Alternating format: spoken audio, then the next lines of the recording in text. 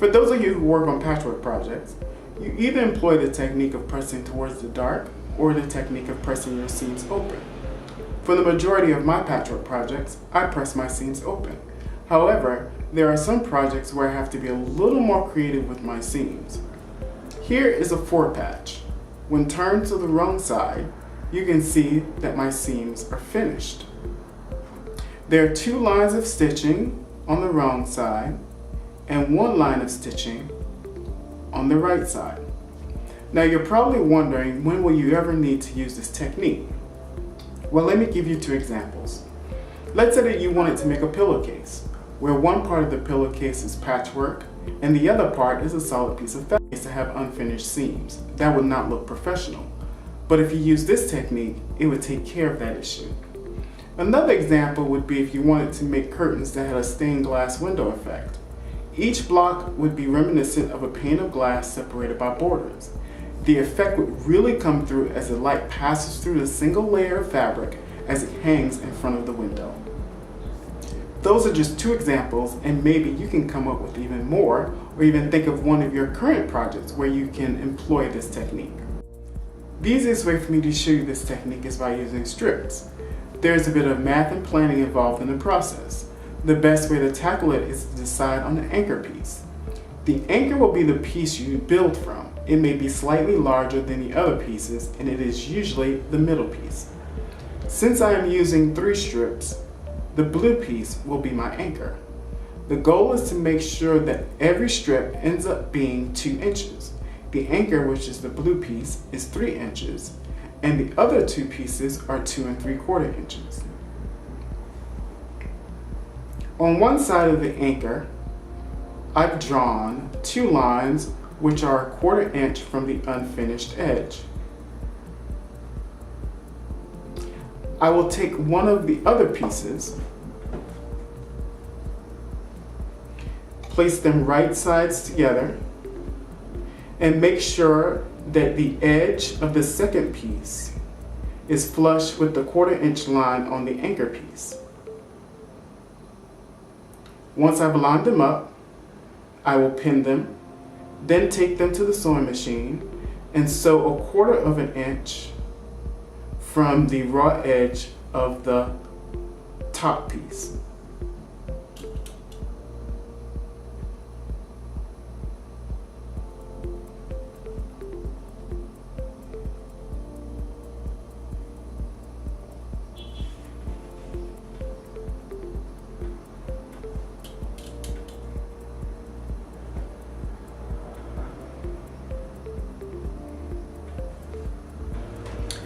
Now that I'm back on the ironing board, I will set the seam.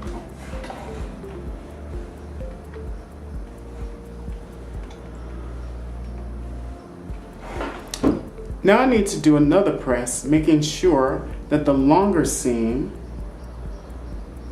covers the shorter seam. The anchor piece is the longer seam, so I want to make sure that it covers the shorter seam.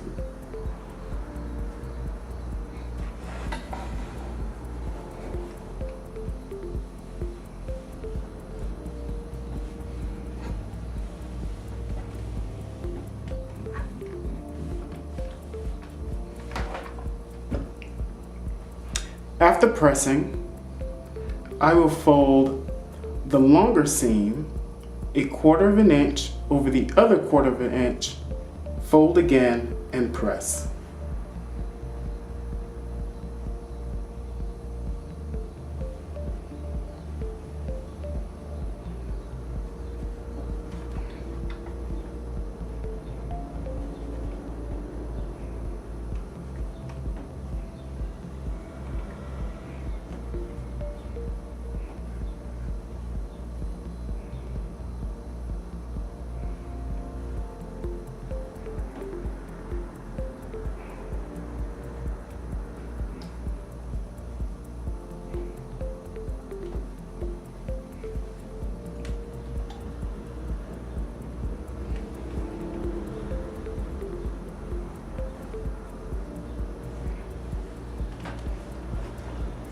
After pressing, I want to bring this back over to the sewing machine and do a top stitch with a 1/16 of an inch seam.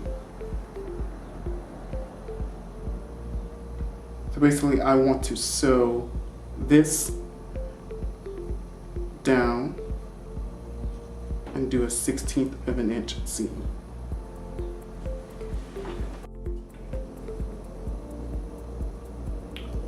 As you can see, we have our first finished seam on the wrong side. On the right side, the blue piece of the fabric should now be 2.5 inches. So we need to take off another 1/2 of an inch in order to make it 2 inches. To do this, we just repeat the process and start all over again.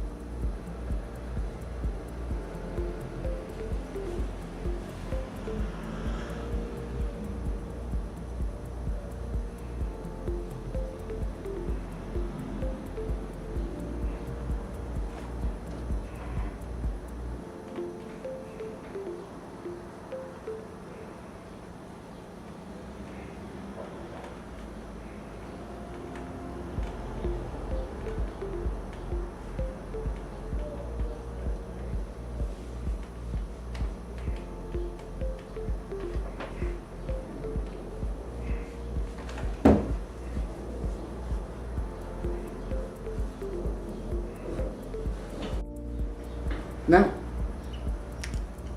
as you can see, we have our finished seams on one side, and now the blue fabric here in the middle should now measure 2 inches. And now the outside fabric should now measure both 2.5 inches. And in order to take off the 1/2 inch on both of the outer pieces to make it 2 inches, you just repeat the process by taking another fabric, another 2 3/4 piece of fabric and put right sides together, line up the edge of the other fabric to the 1/4 inch line here, and then you want to make sure that you come down another 1/4 inch and stitch, and then that will make this piece 2 inches. If you decide to use this technique for your next patchwork project, please let me know in the comments below, and also share pictures if you can. If you enjoyed this tutorial, please give it a thumbs up, and also don't forget to subscribe.